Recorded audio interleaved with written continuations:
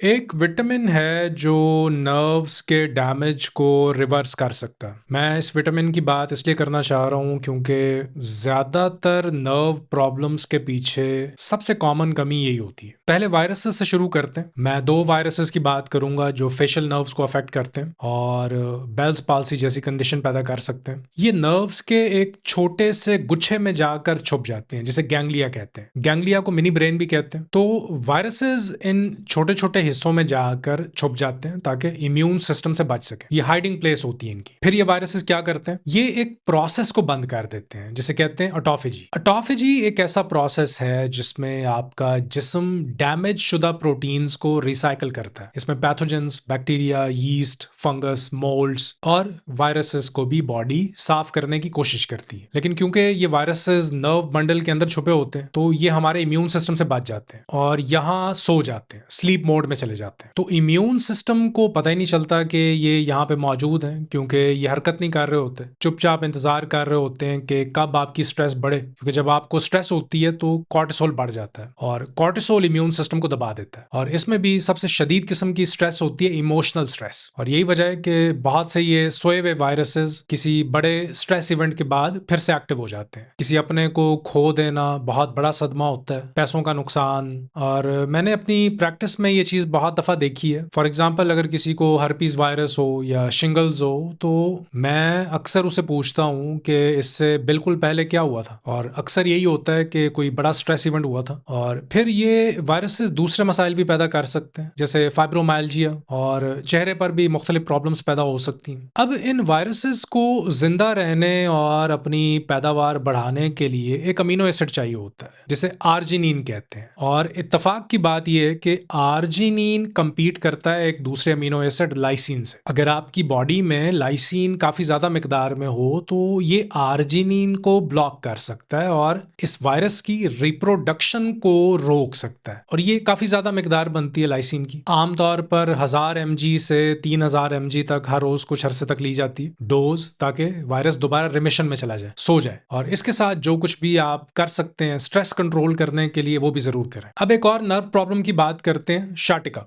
ये ज्यादातर डिस्क के मसले की वजह से होती है। बहुत से लोग जिनको डिस्क के मसाइल होते हैं उनमें कॉपर की कमी होती है। तो अगर आपको शाटिका है तो आप कॉपर सप्लीमेंट ले सकते हैं या फिर कॉपर क्रीम को कमर पर जहां दर्द शुरू होता है वहां पर लगाएं तो इससे दर्द कम हो जाएगी। अगली कंडीशन है कार्पल टनल सिंड्रोम। ये कलाई में यानी रिस्ट में होता है। ये ज्यादातर विटामिन B6 की कमी की वजह से होता है। जो बड़ा विटामिन नर्व के माइलिन को सपोर्ट करता है वो B12 है, लेकिन ये एक दूसरी किस्म के नर्व मसले से इसका कनेक्शन होता है। क्योंकि अगर आपके जिस्म में B12 की कमी हो तो आपको अपने आसाबी निजाम में बिजली के झटकों जैसी सेंसेशंस महसूस हो सकती हैं जो बहुत ज्यादा पेनफुल होती हैं। आमतौर पर हाथ पांव भी सोना हो सकते हैं। इसकी वजह ये होती है कि B12 माइलिन शीथ हेल्थ में बहुत अहम होता है। जो नर्व के गिर्द बाहर की प्रोटेक्टिव कवरिंग होती है यही वो तय होती है जो नर्व को बचाती है, इंसुलेट करती है और सिग्नल्स को ठीक तरीके से आगे पहुंचाती है। फिर बात आती है MS की, यानी मल्टीपल स्क्लेरोसिस। ये एक ऑटो इम्यून डिजीज है। यह आमतौर पर आपकी नर्व्स और आपके दिमाग दोनों को मुतासिर कर सकती है। इसमें विटामिन D3 बहुत अहम है क्योंकि विटामिन D3 नर्व सेल्स और ब्रेन सेल्स के अंदर होने वाली इन्फ्लेमेशन को कम करता है। तो इसमें अक्सर विटामिन D3 की बहुत ज्यादा मिकदार दी जाती है, 50,000, 60,000, 70,000, बल्कि 80,000 तक भी दी जाती है। मैं विटामिन D3 इसलिए यूज करवाता हूं ताकि इस कंडीशन को रिमिशन में ले जाया जा सके। इस हवाले से बहुत सी रिसर्च भी मौजूद है, इसे कोइम्ब्रा प्रोटोकॉल कहते हैं। इस पे एक लिंक भी नीचे मैं दे दूंगा। अब आते हैं हम सबसे कॉमन नर्व प्रॉब्लम की तरफ जो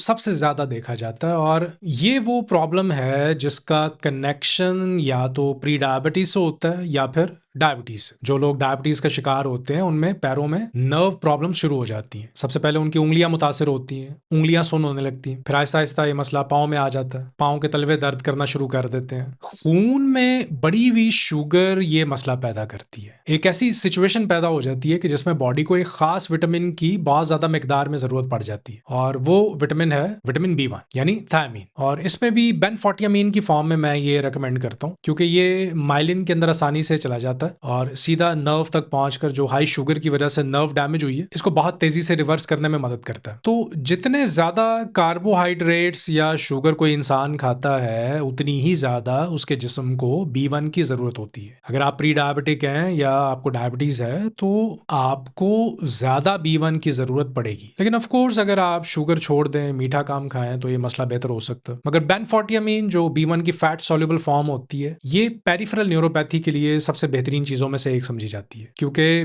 B1 कार्बोहाइड्रेट्स की मेटाबॉलिज्म के लिए जरूरी होता है। और यहाँ एज अ साइड नोट एक और बात मैं करूंगा, ये आप याद रखिएगा, B1 के ठीक तरह से काम करने के लिए एक और को फैक्टर चाहिए होता है और वो है मैग्नीशियम। लेकिन मैं इस वीडियो को शॉर्ट रखना चाह रहा हूँ, सीधे पॉइंट पर मैं आना चाह रहा था और नर्व से रिलेटेड जो कॉमन मसाइल हैं उनको मैं कवर करना चाह रहा था और मैं आपको बताना चाह रहा था कि कौन से न्यूट्रिएंट्स हैं जिन पर आपको ज़्यादा तवज्जो देनी चाहिए ताकि इन मसाइल को काम करने में मदद मिल सके। अपना ख्याल रखिए। अल्लाह हाफिज़।